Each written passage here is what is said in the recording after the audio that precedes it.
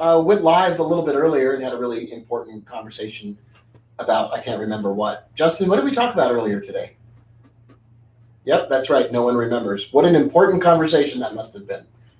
But it's Monday. We're back. I'm back. It's been a while since I went live. As you know, I have not been publishing a lot of stuff on YouTube lately or anywhere else. I'm kind of taking some time off and thinking about things.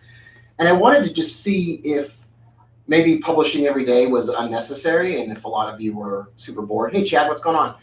But I think we're going to get back into some daily content here. My friend Rob is here in the office with us today. Hey, Rob. Hello. And Justin is here behind things. Hey, folks. And they've abandoned me, so I have to sit here and do this live stream by myself without any help, which I really appreciate. Thanks, guys.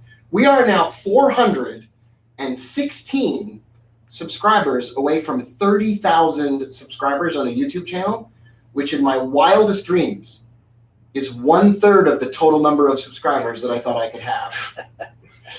No, really, at 30,000 subscribers, YouTube lets you do all kinds of great stuff as a YouTube channel member. I don't remember what all those things are, but they sound pretty great. Jay's here, Jason's here, David's here. Very nice to see you all. So comparing Facebook to YouTube, Rob, we have 28 people here now. And at our highest on Facebook earlier, it was like 27, but you never know. So I just wanted to check in and say happy afternoon to everybody. And I've got a friend visiting in the office. Always excited to maybe spend a few minutes with you and rant about a thing or two. If you missed the broadcast this morning, the basic premise of that broadcast was that in the world of trading education, which is filled with scammers and jerkwads and other idiots, the world of trading education is, I'm going to show you step by step how you can copy exactly what I'm doing and you can be successful. And that's a real sort of letdown because it doesn't work that way, right? If you go to a Tony Robbins seminar and he's up there, yelling at some traumatized youngster who went through a bunch of stuff and doesn't talk to her father anymore, and he's up there accusing her of who knows what, and he gives her some step-by-step plan for success, in a 5-day seminar, she's going to go home and she's not going to be any better than when she left, probably. And the reason is that it's not about step-by-step anything. It's about changing your life and changing your routine and changing your mindset and changing your belief system. And that's like not something that you can do by reading a book or whatever. I mean, I wrote all these books in Japanese that my friend Rob was taking a look at. And these books are just filled with step-by-step instruction on how to trade successfully. And it's really not even worth the paper that it's printed on because you can't really teach somebody to trade from some kind of step-by-step instruction. The only thing that you can really do is get experience. And even better than that, you can get experience and then feedback on your experience from someone that's come before you that has done the kinds of things that you want to do. And it's disappointing to hear that trading successfully requires more than 24 hours, right? And it's disappointing to hear that it requires an account that's larger than $500. But on the other hand, it's kind of refreshing and amazing to hear the truth. It instantly liberates you from all of these myths and all this garbage that's out there being shoveled at people online. And you realize if you put the time in, if you change your mindset, if you change your belief system, that you have a better chance of success and you put yourself in a class of people that won't give up. Justin said something about me this morning that I thought was a nice compliment, even though it's probably not true. He said, did you say I was persistent and determined? Yes. That was really sweet of you. I quit on things all the time that aren't working. But I think in the world of trading, we don't often enough quit on something that isn't working. We'll read these instructions from some jerk with a podcast like me, and we're like, well, Rob said, and it's like, it doesn't matter what I say. Like, open up your charts and try to make $1 like you're Liam Neeson in Taken 4. And the only way that he can liberate his daughter, I don't know why he lets his family out of his sight anymore, but let's say he does. And let's say Fluffy, the poodle, gets taken this time by a team of people. And the only way he can get out of it is if he makes $1 trading the Mexican peso. The only way, he's going to have his back against the wall and he's going to do whatever it takes to make $1.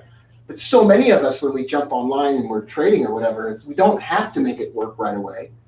And there is no real consequence other than the anger of our spouse or partner when we fail. So it's almost like there's not enough riding on it. My friend Jacob, who was my intern 10 years ago, who's now the risk manager at the Minneapolis Grain Exchange, asked me one time, how can I be successful at trading? And I said, burn all your bridges. Like, go live under the freeway with your laptop. And until you make $100 in your trading account, you can't stop living under the freeway. Well, you better be certain that he'd make $100. And you better be certain he wouldn't follow some idiot's trade recommendations on Twitter when there was that much at stake. But so many of us, we don't like rules, and we want lots of freedom, and we don't want to have our back against the wall. And so we're doing everything from a perspective of comfort and ease. So Jason says hi from Oakland. Sue is here. Hey, Sue. Nice to see you. Hoop Authority is here. And Scott is here. Are you taking questions on this broadcast? Yes. Yes, I am. Ashley is here. Hi, Ashley.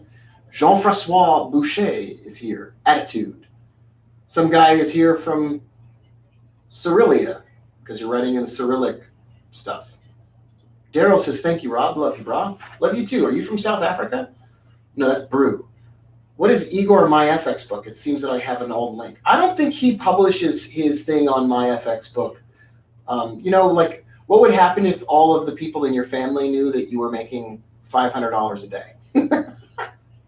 So what Igor does in the member webinars is he just goes ahead and he shows his live account. But I don't think he wants it to be made super public. Where can I find the Wealth 365 carry trade strategy video? I don't know. You want me to talk about the carry trade on a live broadcast here? Maybe we'll just redo something right here sometime. Maybe I'll get Jason Smith to do it, since I don't want to do it.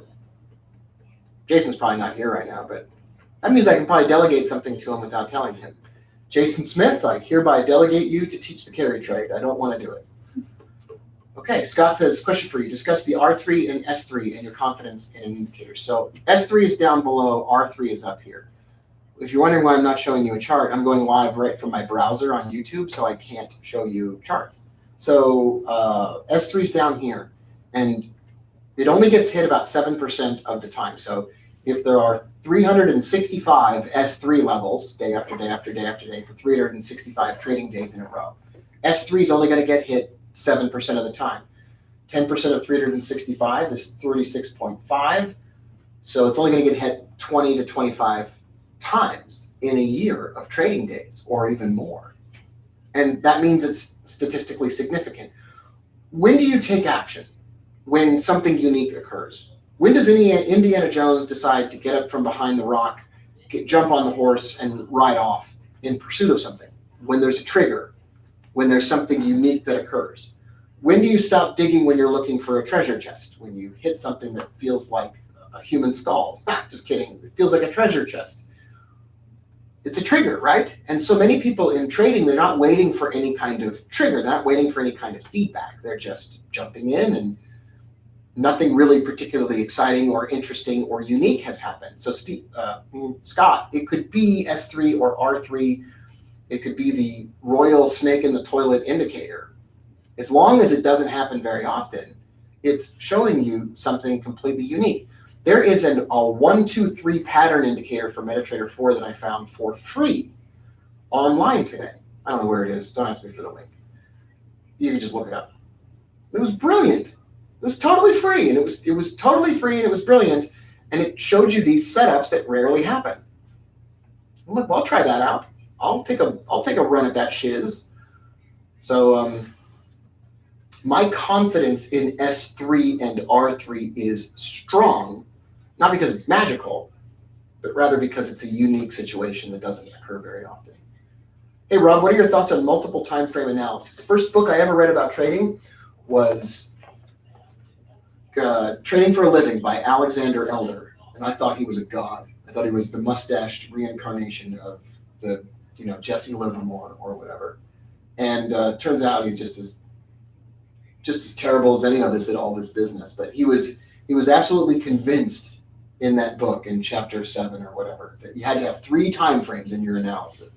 So I was like, I gotta have 3 time frames in my analysis. And now I just think you have to stop when you're losing money, and you have to keep doing the things that make you money. And if that's triple time frame analysis, then God bless you and the horse that you rode into the charting world on.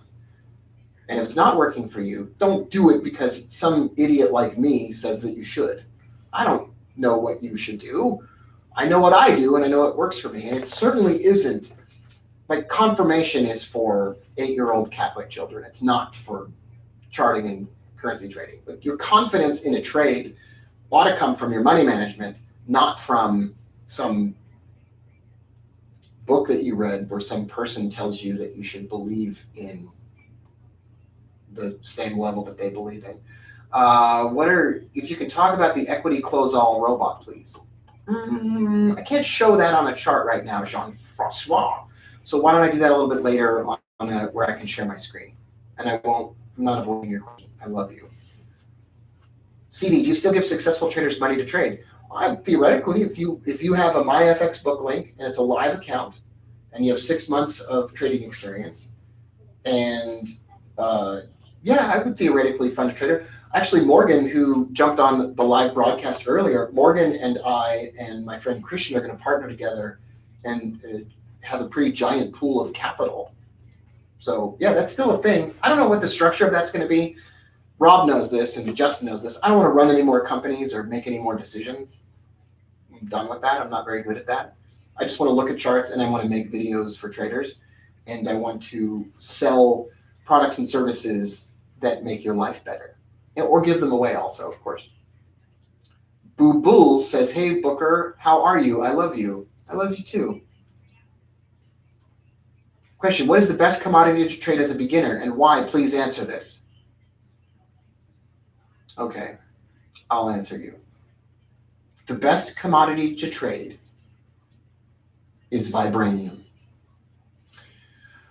Marianne Sinclair, CJ, okay, no. Richard says, what is the name of the EA, the free EA you just mentioned? The 123 indicator for MetaTrader 4. I don't know if it works. I don't know if you'll make any money with it. I don't know nothing. Hi, I'm from India, big fan. Hey, Prabal. I don't think I could go to India, but I would. Would you go to India? Sure. My friends have told me stories about going to India, and like as a Westerner going to India, just